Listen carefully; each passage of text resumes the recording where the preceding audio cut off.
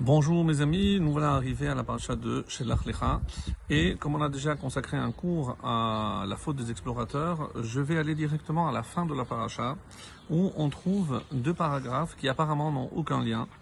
Et l'un d'eux, c'est lorsque on parle du Mekoshesh Etim, celui qui ramassait du bois, Beyom HaShabbat, le jour du Shabbat, comme c'est marqué dans le verset 32, Vayu ben Israël Bamidbar. Ils étaient dans le désert. Vayimtseu ish mekoshesh etzim beyom Shabbat. Ils ont trouvé un homme qui était en train de ramasser. Certains disent qu'il coupait du bois le Shabbat. En tout cas, une faute, une transgression qui mérite la peine de mort. Mais alors, Vayakrivu, donc ils sont allés voir Moshe. Qu'est-ce qu'ils ne savaient pas? Ils savaient, comme explique Rashi, qu'il loforash mayaase lo hayu yod'im be'ezo mita yamut. On sait que celui qui transgresse le Shabbat volontairement, donc est passible de la peine de mort, mais on ne savait pas sous quelle peine de mort, puisque comme vous le savez, il y en a 4. Alors, juste après, et après donc on va le lapider, c'est la réponse que Moshe va recevoir. Et le maftir donc de cette paracha, va yomer Hashem el Moshe les morts d'Aber ben Israël matalem vasulaim tzitzit. Et on parle des tzitzit. C'est très étonnant, on ne comprend pas le lien entre celui qui a transgressé le Shabbat et la mitzvah des tzitzit. Et dans un premier temps, c'est le Tanat Be Eliyahu, ici rapporté par le Or HaHaim, qui dit et qui essaye d'expliquer, pour voir aussi, pour nous montrer la grandeur de Moshe Rabbeinu. Alors, qu'est-ce que Moshe Rabbeinu dit? Pour quelles raisons donc ces deux paragraphes sont-ils liés? Alors, il a pris la défense de cet homme. Il a dit, écoute, tu sais pourquoi il a fauté? C'est parce que toute la semaine, on a une mitzvah qui nous rappelle de respecter tous les commandements, c'est la mitzvah des téphilines. Mais le Shabbat, nous n'avons pas la mitzvah des téphilines. Donc, certainement qu'il a dû peut-être oublier. Mais on a un problème, parce que si quelqu'un oublie, il est à ce moment-là, il est shogeg, c'est-à-dire c'est involontaire, et il apporte un korban khatat, et donc il n'est pas passible de la peine de mort. Donc, on ne comprend pas. Alors même si on dit que c'est une tentative pour sauver ce juif, qui d'après Rabbi Akiva dans la Gemara dit que c'était Tzelofrad, le père des 4 filles, qui viendront, 5 filles, qui viendront après exiger une descendance, un héritage, dans la terre d'Israël. Alors, il dit, Beyom Shabbat bema yiskeru. Le Shabbat, ils n'ont pas les téphilines. Donc, comment tu veux que les Juifs, il faudrait une mitzvah qui nous rappelle constamment toutes les autres mitzvot. Et effectivement, il dit, tu as raison. Et c'est pour ça qu'il est écrit, Vayomer Hashem el Moshe.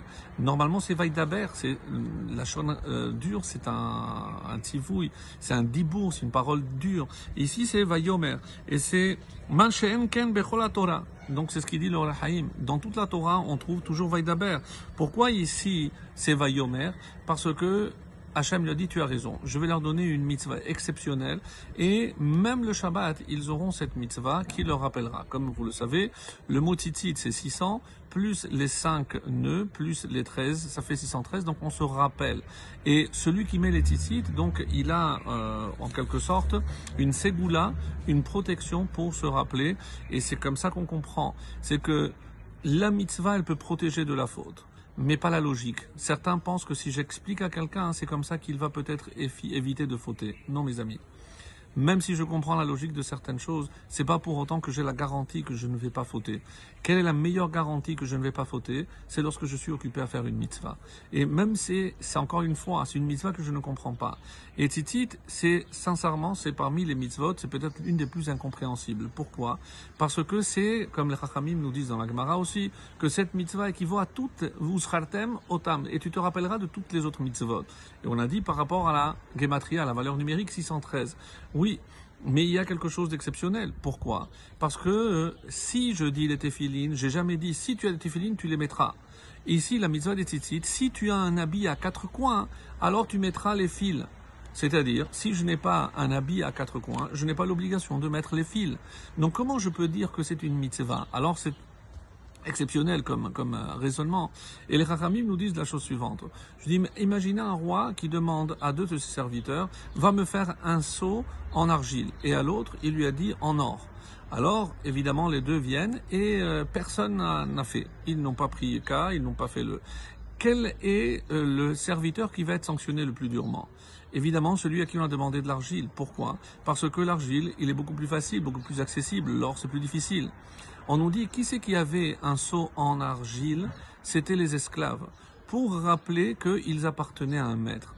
Donc, même à travers ce machal, cette parabole des Chachamim, qu'est-ce qu'on est en train de nous dire? C'est que c'est optionnel. Pourquoi la mitzvah est optionnelle? Parce que, est-ce que toi, tu acceptes d'être le serviteur d'Hachem? Donc, je ne peux pas t'imposer cette mitzvah, parce que la grandeur de la mitzvah des tzitzit, c'est que nous, on choisit d'être le serviteur d'Hachem. Et donc, je vais faire en sorte d'avoir un habit pour pouvoir montrer à Hachem, regarde, même si je n'ai pas le techelet, le bleu ciel qu'on obtenait par un crustacé, même si je ne l'ai pas, mais le mérite de mettre des fils blancs est d'autant plus grand, parce que j'aurais voulu mettre le bleu, mais je ne sais pas quel est le bleu. Autrement dit, je m'évertue de montrer que je suis le serviteur d'Hachem. Et être le serviteur d'Hachem, c'est être prêt à accomplir sa volonté. Et la volonté d'Hachem, c'est accomplir les mitzvot. Et donc c'est pour ça que cette mitzvah a une ségoula particulière, même si on ne le voit pas, je parle du Talit Katan, et bien les Chachamim nous donnent la garantie qu'ils nous protègent de la faute, et ça fait de nous de vrais serviteurs d'Hachem. Shabbat Shalom et voilà.